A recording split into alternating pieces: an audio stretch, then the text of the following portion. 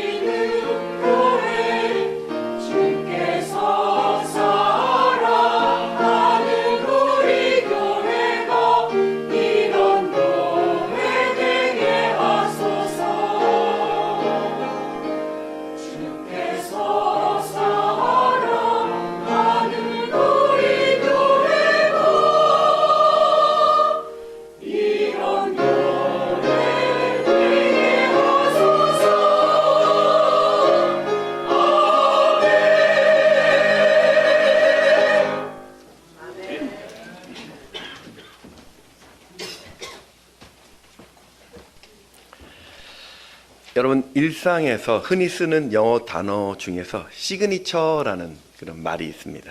그 원뜻은 뭐 서명하다, 뭐 사인하다라는 뜻이지만 요즘은 이 뜻은 무엇인가를 대표하다, 또 상징한다라는 표현으로 더 익숙하게 쓰고 있습니다. 뭐 시그니처 메뉴, 시그니처 컬러, 시그니처 스타일. 그럼 여러분을 대표하는 인생 시그니처는 무엇입니까? 옆에 계신 분에게 이렇게 이야기해 주십시오. 복음의 빛 교회입니다.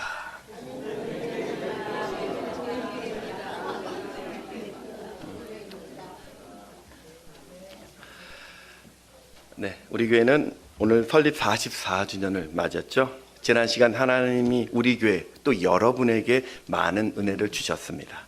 먼저는 하나님께 감사하고 또 믿음을 지키면서 수고하고 헌신으로 교회를 세우신 여러분 모두를 축복합니다. 다시 한번 인사합니다. 당신 덕분입니다.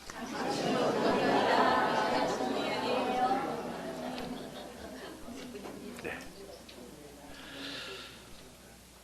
중요한 것은 우리가 지난 역사만 자랑하는 그런 교회가 되어서는 안 되죠. 앞으로 어떤 꿈을 꾸고 어떤 미래로 나아갈지를 그 답을 찾아야 합니다.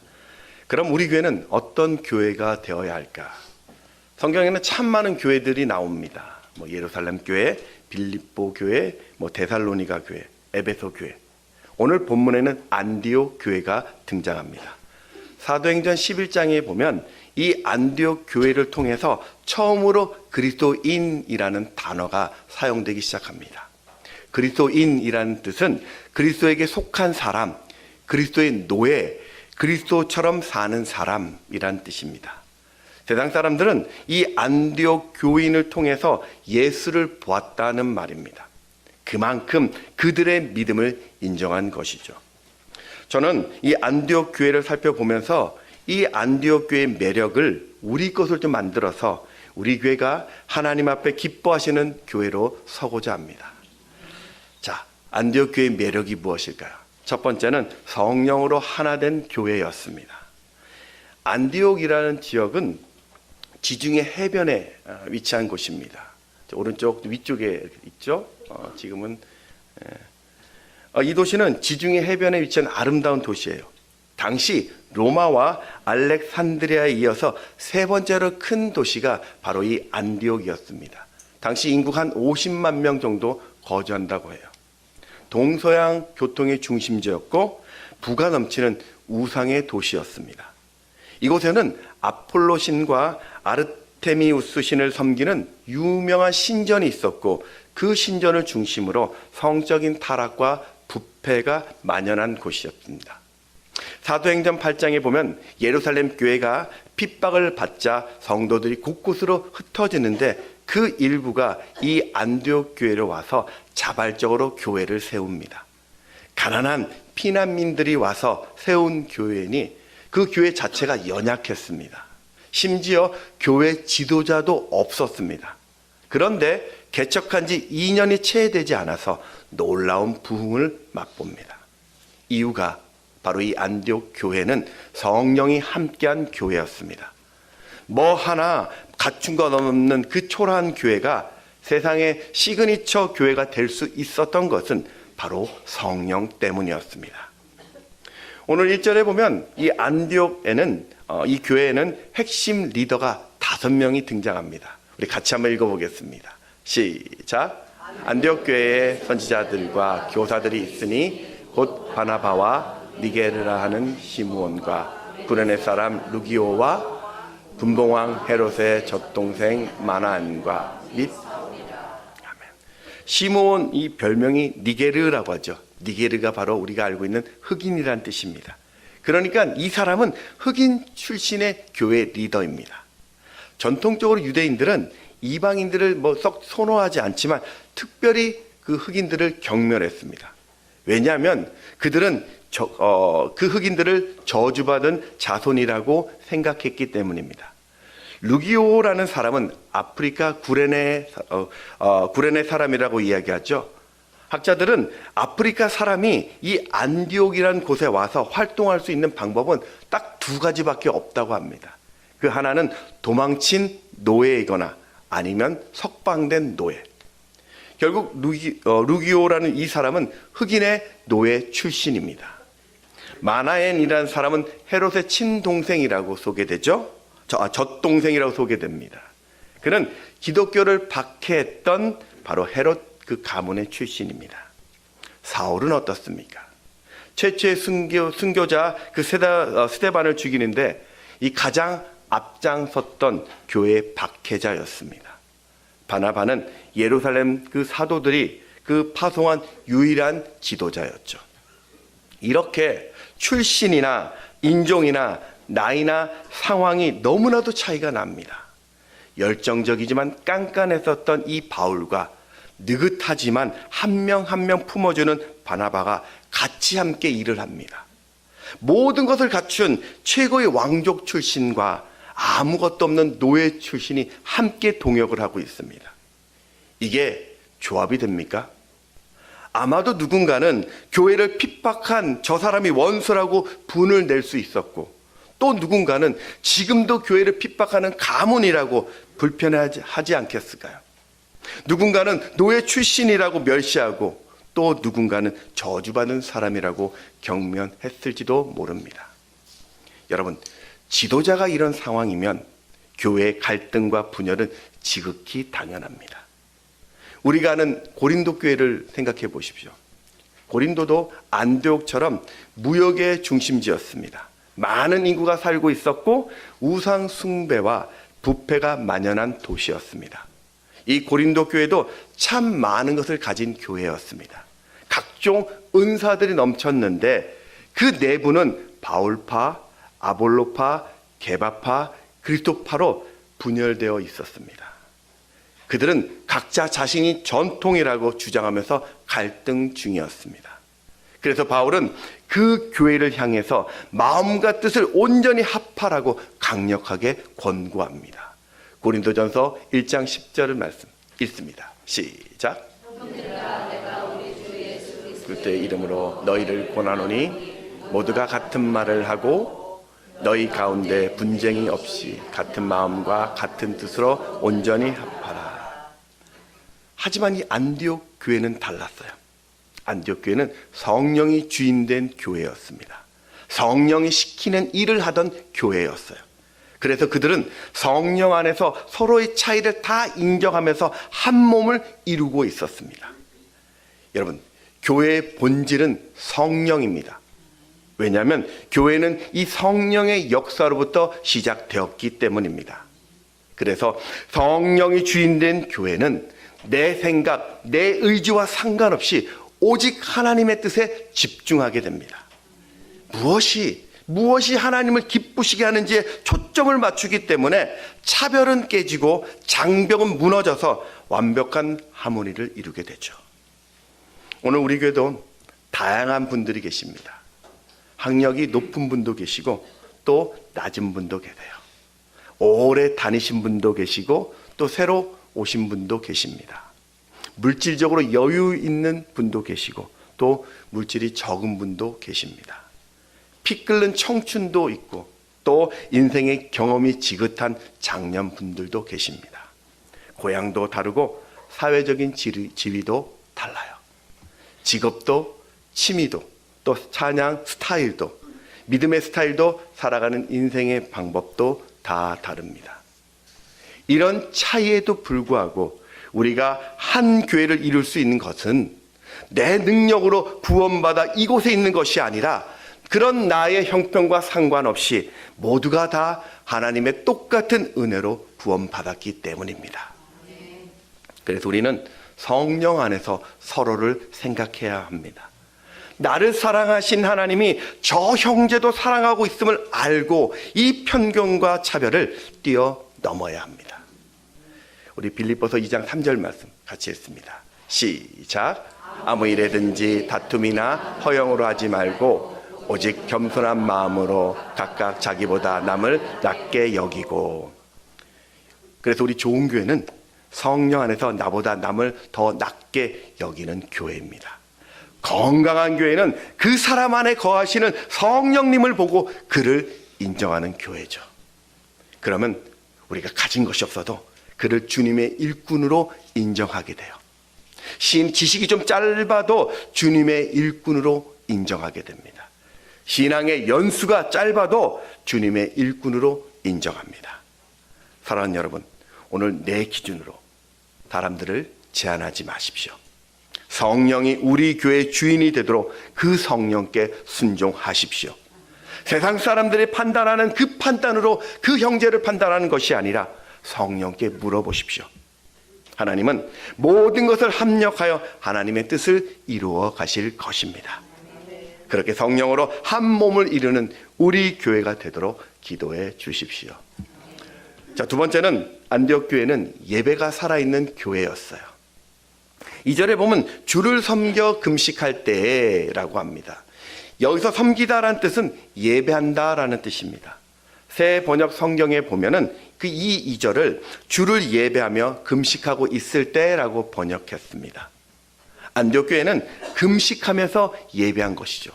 그러니까 그들이 뭐 배를 쫄쫄 굶어서 예배한다라는 말이 아니라 금식한다라는 그 말은 간절한 마음으로 하나님께 집중하겠다라는 그 의지입니다.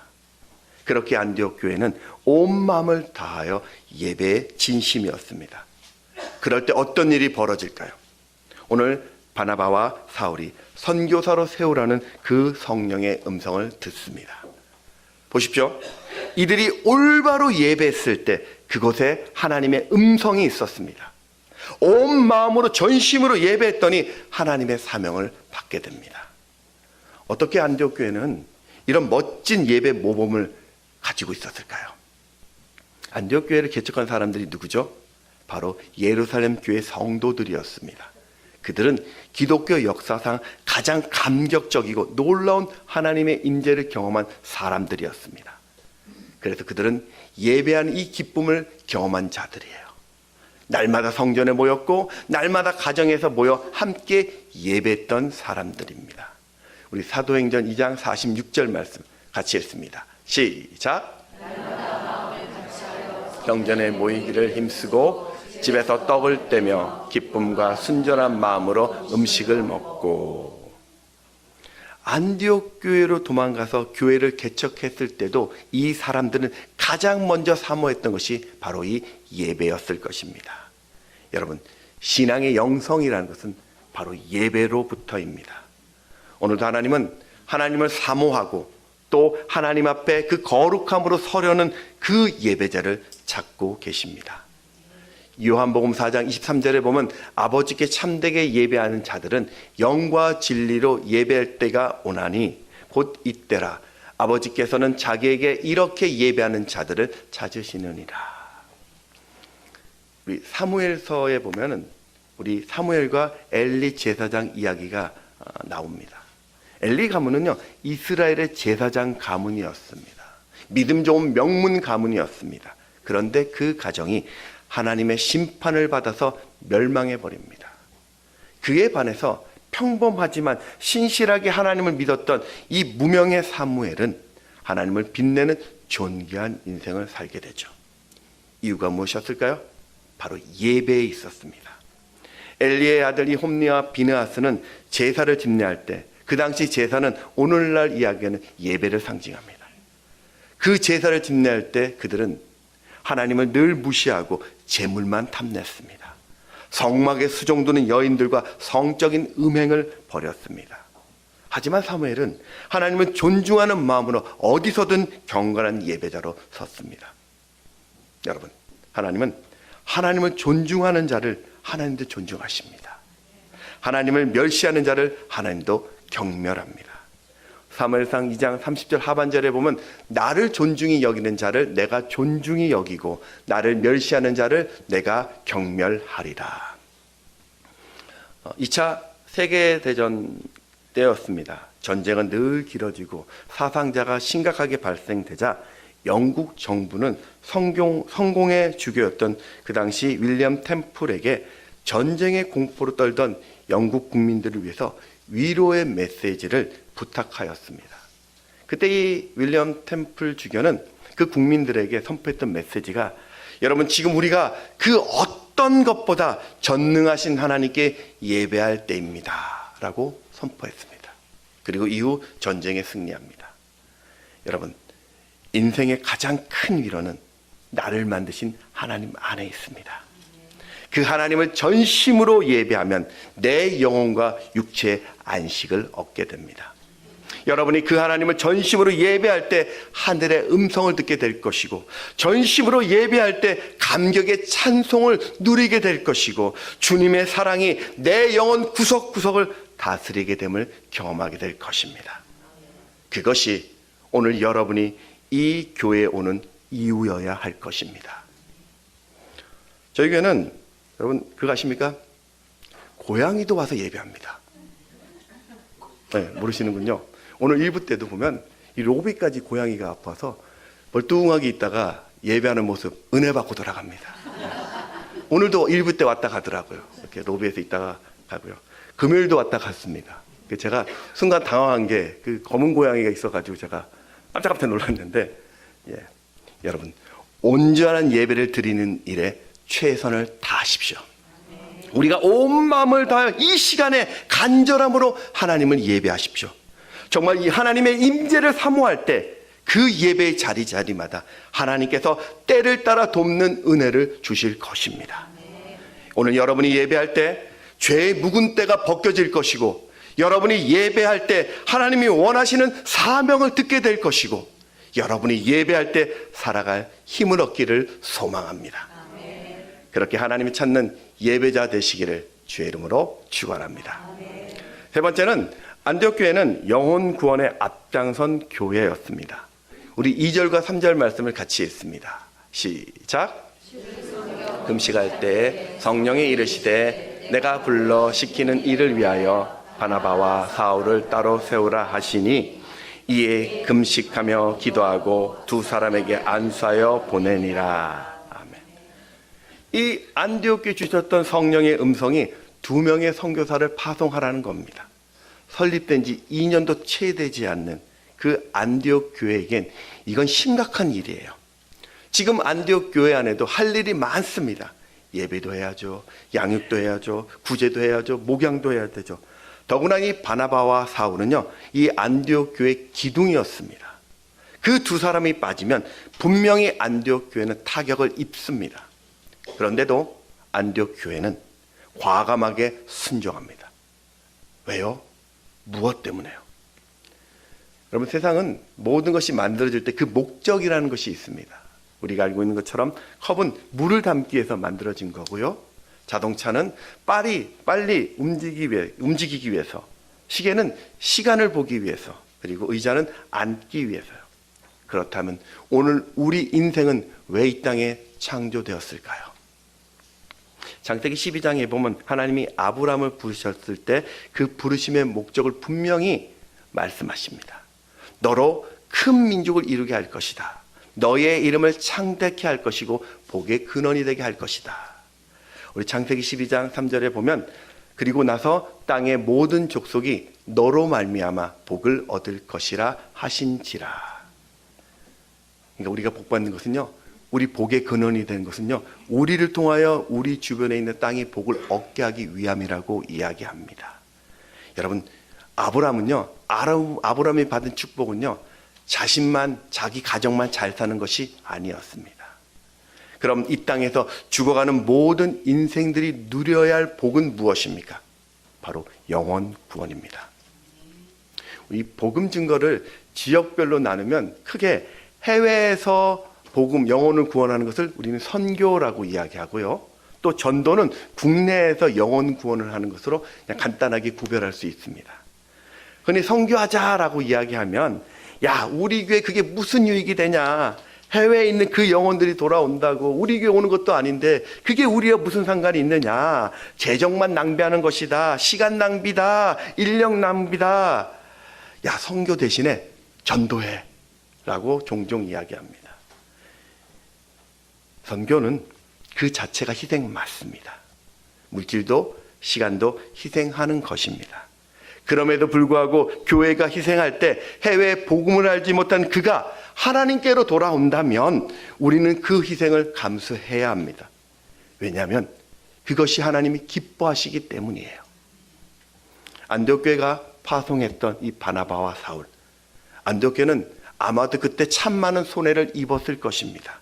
그런데 그 파송으로 인해서 에베소 교회가, 빌립보 교회가, 고린도 교회가, 베레아 교회가, 데살로니가 교회처럼 수많은 교회들이 세워졌고 그 지역의 영혼들을 살리게 되었습니다. 여러분, 하나님은 안디옥 교회가 잘 되는 것도 좋으셨겠지만 안디옥 교회를 통해서 주변의 수많은 영혼들이 다시 살아나는 것을 더 좋아하십니다. 그게 아브람과 아브라함의 후손된 우리에게 주신 바로 축복입니다.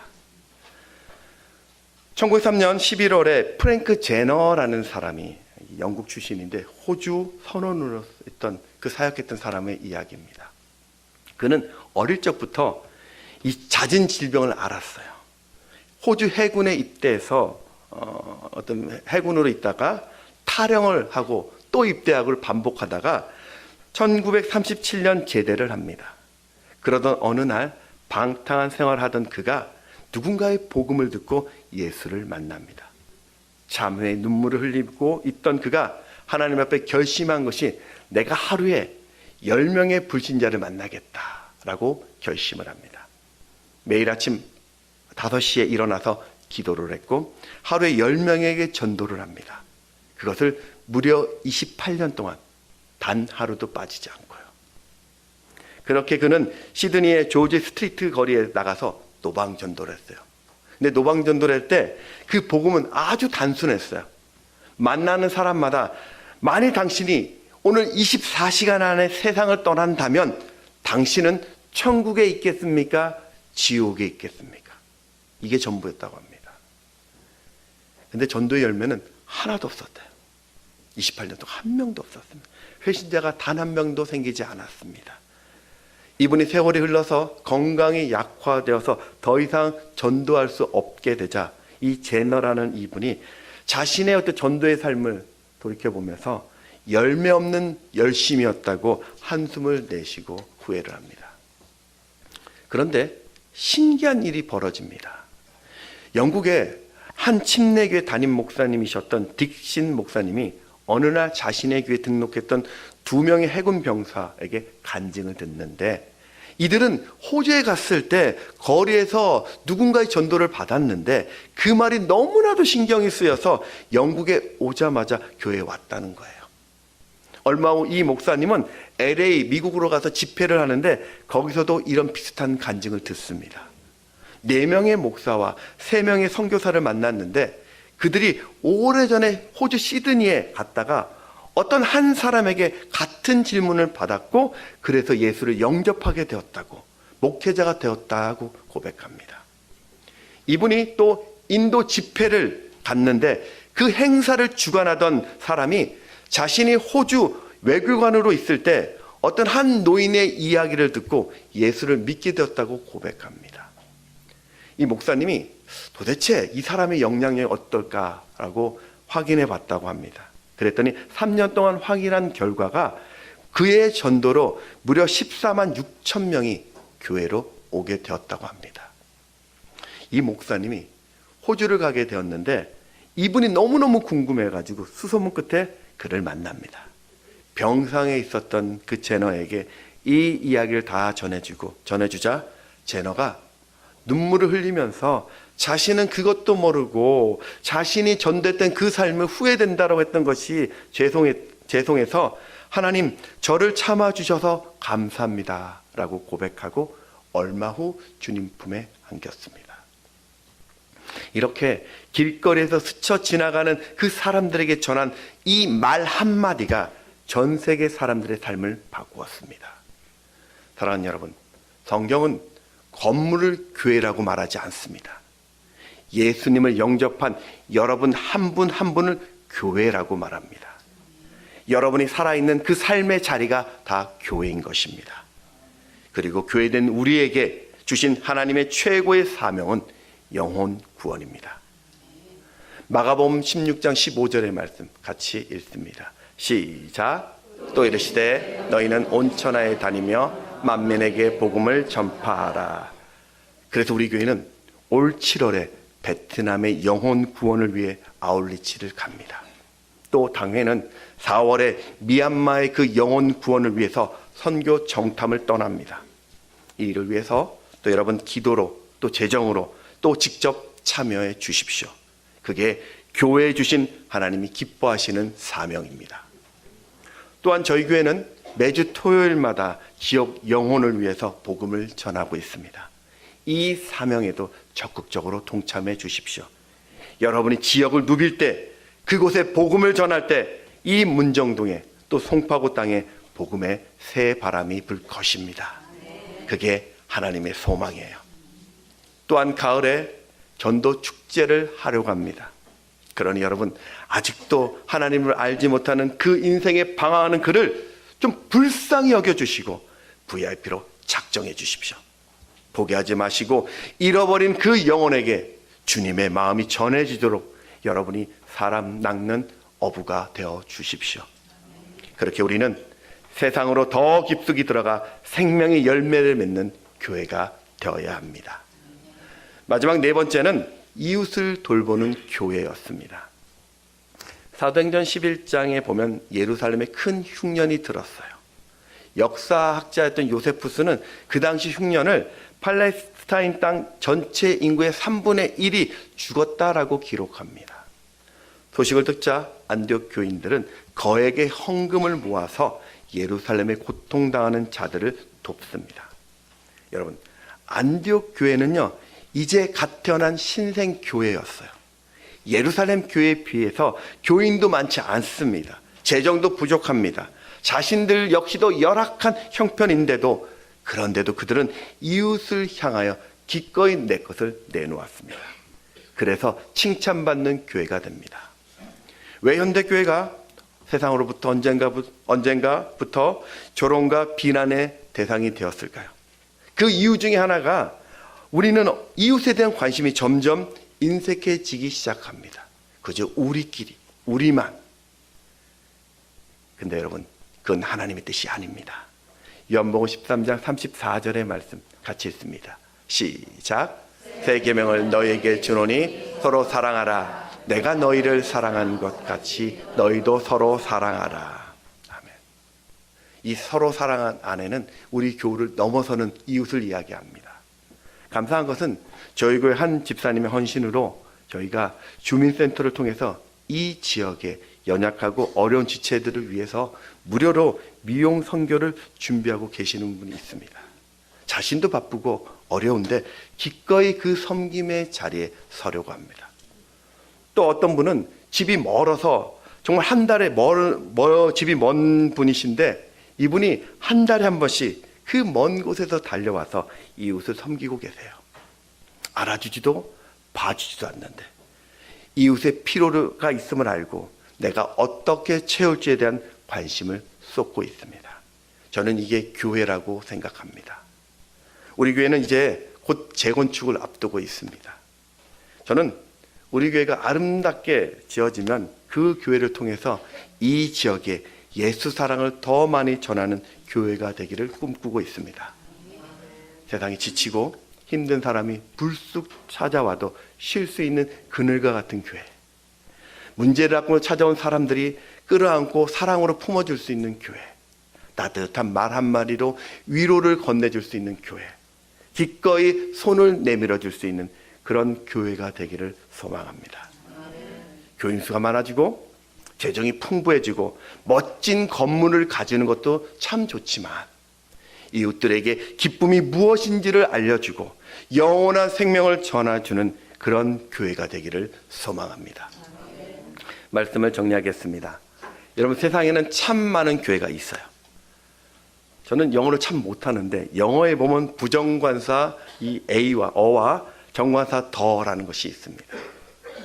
이 A는 어라는 이 단어는 특정하지 않는 여러 개 중에 하나를 말할 때 쓰는 것.